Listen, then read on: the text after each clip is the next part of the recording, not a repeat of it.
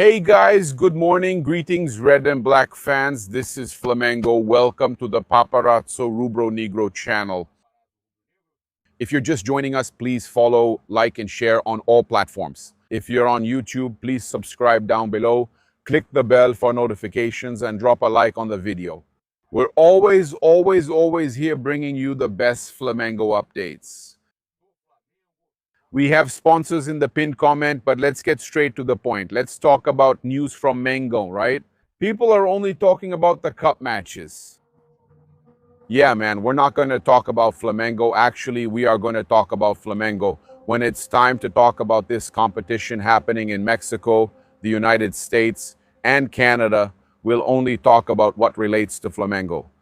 We're going to talk about Arrascaeta and everything else. There's a lot to update you on here. So I'll start by talking about Flamengo's players, talking about what's happening. We even had a goal from Zico, huh? There was a goal from Zico. Who would have thought? A goal from Zico, right? Against New Zealand. Flamengo fans are thrilled. It's sensational. Look, unfortunately, the Uruguay national team didn't do well. They drew again. They're practically out of the cup now, right? Just look at that. Yeah, and Bielsa confirmed that Arrascaeta is out of the match against Spain. In a press conference, the coach of Uruguay ruled out midfielder Arrascaeta for the match against the Spanish national team.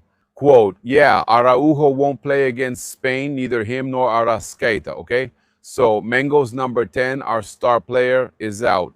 And with that, there's a possibility that Uruguay might not even qualify. Because, for example, if they lose to Spain, they won't qualify. And then what happens is that Arrascaeta won't even play in the cup, right, guys?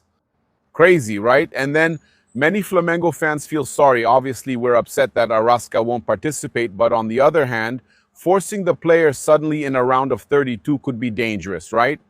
The fans also showered Varela with praise for his performance against Cape Verde. The Flamengo fullback received a lot of compliments, okay? For example, fans are saying they're afraid that foreign clubs might want to take Varela from us. It's crazy. He's playing really well. Everyone's afraid of losing Varela, okay? Because he's playing a lot. That ball steal by Varela, my friend, we're so lucky he's with Flamengo playing so well. Yeah, my friends, but the thing with Varela is that his release clause, just like Pulgar's, is going down now. And he's playing really well, really well. We're lucky he really likes Flamengo, right? Open quotes there for more comments. Varela, you better stop playing so well or they'll want to take you away from Flamengo. That's right, they'll want to take Varela away from Flamengo. He's playing great.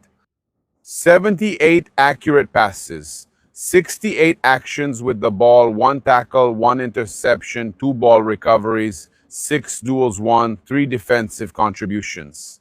That was Guilherme Varela, spectacular.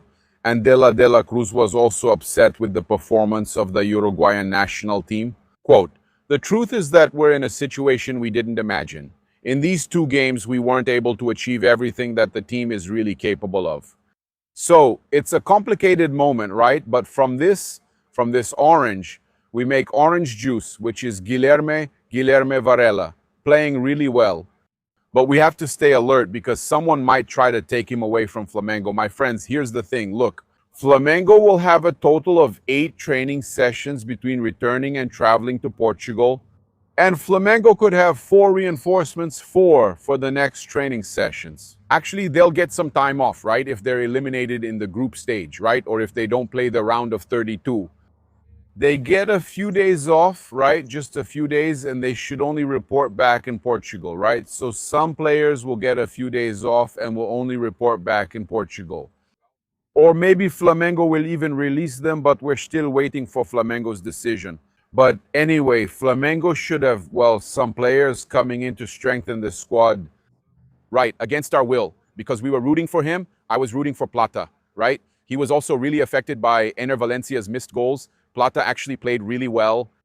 I'm sad to see Gonzalo Plata eliminated. He plays really well, right? But Ener Valencia, man, he misses so many goals, my friends, so many. It was sad to see Plata crying there with BKCS and everything. Now, it's very difficult for Ecuador to beat Germany and advance to the round of 16. The same thing with Uruguay. It's very difficult for them to beat Spain and advance to the round of 16. With that from Ecuador, Plata, and from Uruguay, Arrascaeta, De La Cruz, and Guilherme Varela. So there's still Vinha there, who's in this situation, whether he returns to Flamengo or not from River. Anyway, these players should end up coming back and Flamengo will decide. I already told you Flamengo would decide if they'll show up in Portugal or get a day off, right? Anyway, this group that has already reported back will complete 8 days of training, and on Saturday, the group will have a day off, okay? That's 8 days in a row. Today, at 10 in the morning, they started training at Ninho do Nindorubo again, right? So on Saturday, they have a day off. Sunday is the flight to Portugal, Sunday the 28th, okay? So 8 training sessions in a row for Flamengo's players in this return. Look, some important news for us to bring to you is about Everton Cebolinha. Flamengo already has an idea that it's unlikely the player will renew. He has already said that he doesn't want to renew, right? So we know that it's unlikely Everton Cebolinha will stay at Flamengo, and he's already about to sign a pre-contract. Now in June, right? We're already in June. He can already sign a pre-contract with a new club. But Brazilian football probably won't be Everton Cebolinha's destination, at least not if he doesn't agree to take a pay cut. So Flamengo won't renew, but his return to Grêmio or a move to Vasco is complicated by the high salary he's asking for. Yeah, the player gets a very high salary at Flamengo. Just so you have an idea, 1.2 million reais per month isn't something many clubs can afford, okay? Obviously, Cebolinha has some other clubs he wouldn't want to go to either, right? Even though he hasn't had great moments, mainly because of physical issues, he developed a connection with Flamengo, okay? So, yeah, he's in this situation where he might need to lower his salary to be able to sign with a Brazilian club. His salary is very high, and the teams that want to sign him are running into this salary issue. Besides that, the player is, at least according to information I got from sources connected to Flamengo's management, the player is asking for a very high signing bonus. Even the issue with renewing with Flamengo was because he basically wanted Flamengo to buy him back. It was as if Flamengo had to buy him back and pay in installments to increase his salary. In other words, if the salary is already 1.2 million, Cebolinha would have a salary with the signing bonus spread out over the contract period of 2 million. It would be one of the highest salaries on the team. So, with so many physical problems, that was taken into consideration. And that's why the player doesn't want to give up, doesn't want to compromise, and intends to leave. But it's very difficult, okay, for a Brazilian club to agree to make this deal and agree to pay so much for Everton Cebolinha, a player who has a recent history of many injuries. Yeah, obviously clubs in the Arab world and all that, they usually, offer high salaries and signing bonuses to the players. So that could be Everton Cebolinha's destination. It's not impossible for him to join another Brazilian club, but for that to happen, he'll have to lower his signing bonus and salary, okay? So that's Everton Cebolinha's current situation, who can sign a pre-contract with another team at any moment, either a Brazilian or a foreign one. And look, there's another big concern at Flamengo regarding the departure of another player. Besides Guilherme Varela, whose release clause has now been reduced just like it was with Eric Pulgar, right? The Chilean can leave for what is considered a low amount, but he's already 32 years old. But he plays really well. He plays really well. Yeah, he fights for a starting spot there with Everton Araujo, but for me, Pulgar is already a solid reality. Everton Araujo is playing well, but Pulgar is a national team player and fantastic, okay?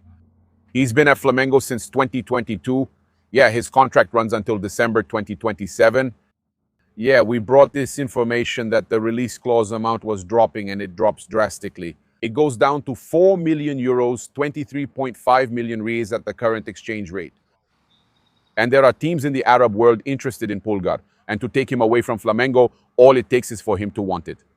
Okay? Because it's the player who has to pay the release clause. So the club comes and says, I'll pay the clause, you're going to earn this much. If he's satisfied with the amount that's been offered and wants to leave Flamengo, right, even with the connection he has with Flamengo, if he wants to leave Flamengo, he pays the clause and leaves. Okay? So the information we're getting is that there's a team interested, right? A Saudi club interested in Eric Pulgar. We've already told you about this. And the information is that they're already preparing the offer for the player. If the player wants, he pays the release clause and leaves, like De La Cruz did with River Plate. He just leaves, okay? Yeah, the information is that he's supposed to earn double the salary in the Arab world, right? That's complicated. How is Flamengo going to be able to keep a player who's receiving an offer that's practically double what he earns at Flamengo? He earns about 1.1 million reais per month now since this renewal.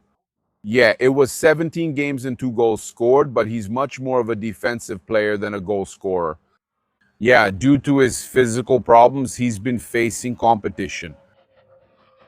Everton Araujo has even been a starter for a long period, and he's gained a lot of respect within Flamengo. And it's a situation, that's concerning, the possible departure of Eric Pulgar.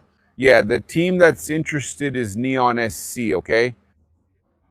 But I have information that other teams from the Arab world are also monitoring this situation with Eric Pulgar. And don't be surprised if a big offer comes in for Flamengo. If they have to look for the player, I just hope the player looks for Flamengo to talk. I'm getting this. Can we improve things here? That's what I expect from Pulgar, because of his connection and the affection he has for Flamengo. My friends in Botafogo expert profiles are bringing new information that Botafogo is lowering their asking price and is willing to let Danilo go for less than 40 million euros. Okay? That's it. Botafogo had set a sale price of 40 million euros, which is 236 million reais at the current exchange rate. But they may have already changed their view on the deal a bit, accepting a little less, around 32 to 35 million euros. And that's what I tell you. There's a lot of information, right, that is conflicting with each other. Yeah, yesterday it came out that they had already made an offer of 25 million euros plus 10 in bonuses, which would reach 35 million euros. Flamengo's offer, which was bigger than Palmeiras', and Palmeiras would also pay a lower salary than Flamengo, but he preferred to go to Palmeiras unless it was to England, which is the place he wants to go the most, right? Yeah, Botafogo's idea is still to sell the player right away to raise funds, okay? Yeah, the black and white team doesn't want to lose money on this transfer. And that's why, according to profiles specialized in Botafogo, they've already said in advance that they don't intend to give in to any kind of pressure, even though the club needs to raise funds. But what they're saying is that Botafogo might be willing to be a bit flexible with the price, maybe lower it just a little. I'll let you know. I have a report I've verified, and there are many stories from all sides. Then they said that he prefers to go to Palmeiras rather than Flamengo, but then they say he prefers England, and every hour something different comes out. A different amount. That Flamengo made a new offer, so I got in touch with a source from Flamengo's board who assured me that there's nothing new, guys. I said it before and now again this week. I said it yesterday after all this news. I spoke with this source from Flamengo who assured me that Flamengo did not make any 35 million euro offer. Flamengo made an inquiry. Flamengo looked for information about the midfielder, so there's no point in saying later that Flamengo lost Danilo to Palmeiras or that Flamengo lost him to someone else. No. Flamengo made an inquiry, understood that the price was high, believes they could even sign him if Boto negotiates, maybe in installments and so on. Flamengo believes. BAP himself has already said that Flamengo is able to sign him. The question is how the deal will be done if the player wants it. So Flamengo made an inquiry, right? And Flamengo didn't make an offer after that, okay? Flamengo is really interested, but Flamengo didn't make an offer. So this offer that was mentioned of 35 million euros, what this source from the board told me is that this offer was not made. Flamengo did make an inquiry, yes, but there is no actual offer. So they're saying that Botafogo is being flexible, that Palmeiras offered less than Flamengo, and Flamengo offered more. So what they told me is that no, there is no news yet about this subject, only after the cup. That's it. I invite you to follow, like, and share on all platforms. If you're on YouTube, I invite you to subscribe down below, turn on the notification bell, and leave a nice like on the video. Thank you so much for being here and for watching. We're together. Big hug, red and black greetings. This is Flamengo. Thanks.